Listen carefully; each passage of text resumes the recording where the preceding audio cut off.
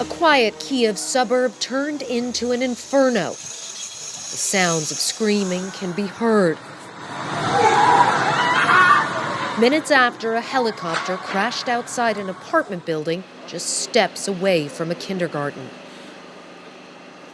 On board, the leadership of Ukraine's Interior Ministry, including the minister himself, Denis Monastyrsky, and his deputy, Yevhen Yanin. The chopper was bound for the city of Kharkiv when it lost control, smashing into the kindergarten as it descended. One child was killed. Rescue services worked to clear the smoldering wreckage and search for survivors as neighbors looked out at the scene of horror. Alla tells us she ran outside as soon as she heard the explosion. We saw only injured children who were on fire. Sorry, she says. They were crying and running out from the school. Ukrainian security services have opened an investigation into the crash. For now, there is no suggestion that foul play was involved. There was heavy fog in the morning. But President Volodymyr Zelensky said every death is the result of war, even when it is far from the front lines. The wife of Deputy Minister Yanin sobbed in shock as she took in the scene. Another tragedy in a nation that has borne witness to so much horror. As daylight faded, emergency services declared the end of the search and rescue, and the bodies were taken away. Now, Wolf, the President Volodymyr Zelensky said that rescue operation lasted nearly 9 hours. In addition to the 14 people who were killed, I want to stress 25 people were injured, some of them quite seriously. We know tonight that 10 people are being treated at a burn ward here in Kiev, and among them 4 children. And among the dead, as we mentioned in the story, one child, one young girl was killed, Wolf. So truly a tragic day for Ukraine. Right now I want to bring in the State Department's top spokesperson, Ned Price. He's joining us from the State Department right now. Ned, thanks very much for joining us. On this tragic helicopter crash near Kyiv, will the U.S. be updated on the investigation into whether this was an accident, as it appears to be, or was it some sort of Russian attack? I expect we will, Wolf, and I expect we will for a simple reason. We've been in constant communication with our Ukrainian partners throughout the course of the day. Our embassy in Kyiv has been on the line with them virtually every hour to get an update into this situation. Our embassy in Kyiv has been, in turn, providing updates back to the department here in Washington, D.C. The short answer right now is that we don't know what caused this helicopter to go down. The Ukrainians have launched an investigation. We stand ready to assist that investigation in any way we can. Our ambassador and senior officials here in Washington have made that clear to our Ukrainian partners. But more than anything else, what we've made clear is the sorrow we feel for the loss of life, not only for our partner, the Minister of Interior, and members of his team, but for the dozens of other individuals who were killed or wounded in this tragic crash today. Yeah, our hearts go out to those families as well. Ned, CNN is now reporting that the United States, the Biden administration, is expected to announce one of the largest military aid packages to Ukraine yet. We're talking about another $2.5 billion aid package. It will include, for the first time, Stryker combat vehicles.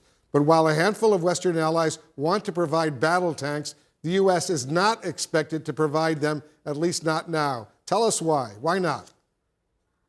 Well, Wolf, on any forthcoming announcements, 2 words: stay tuned. As you know, we have made these security assistance announcements at a good clip over the past year, as this started even before President Putin's invasion of Ukraine started on February 24th. At every step of the way, we have been providing our Ukrainian partners with precisely what they need to defend their country, to defend their sovereignty, to defend their territorial integrity against this brutal land grab, this territorial war of aggression that President Putin has launched.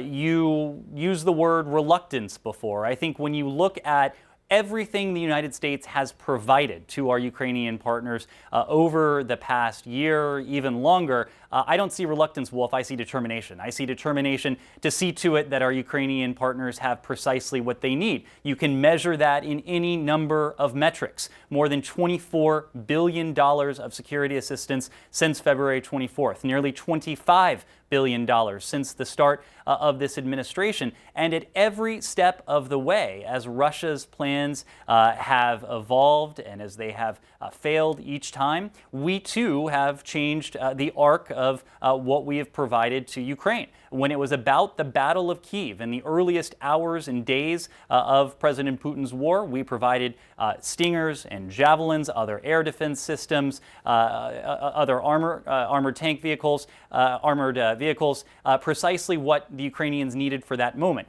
As the battle has moved to the east, as it's moved to the north, as it has taken on that flavor, we have provided HIMARS, longer-range systems that our Ukrainian partners can use to target Russian positions on their territory. We've provided a Patriot missile system. We've provided other air defense systems that the Ukrainians have used to extraordinary effect, even as these Iranian-produced drones continue to swarm into Ukraine's towns and cities. The Ukrainians have used the air defense systems that we've provided to shoot down, in some cases, all of these drones. Now, even one drone, even one ballistic missile making its way through this air defense capability is one too many. And we're going to continue to provide our Ukrainian partners with what they need to defend themselves and what they need to take back the territory that's been taken from them. And the U.S. is now providing the Ukrainians with Bradley fighting vehicles, which is very important. But they keep appealing, President Zelensky keeps appealing for the M1 Abrams battle tanks to be delivered, and the U.S. keeps saying no. One of the concerns about tanks, as you know, is logistics, but the U.S.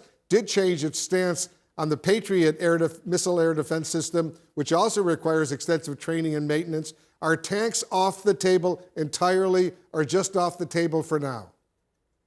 We want to provide our Ukrainian partners with what they can use and what they can use effectively on the battlefield. As we've demonstrated before, training is not an insurmountable obstacle. HIMARS requires training. The Patriot system requires training. As you mentioned before, we have provided these Bradley fighting vehicles that provide our Ukrainian partners with an asset that they can use on the ground to take on Russian positions in the near term. But what we don't want to do is to saddle our Ukrainian partners with systems that they won't be able to use, systems that they won't be able to repair, systems that they won't be able to refurbish.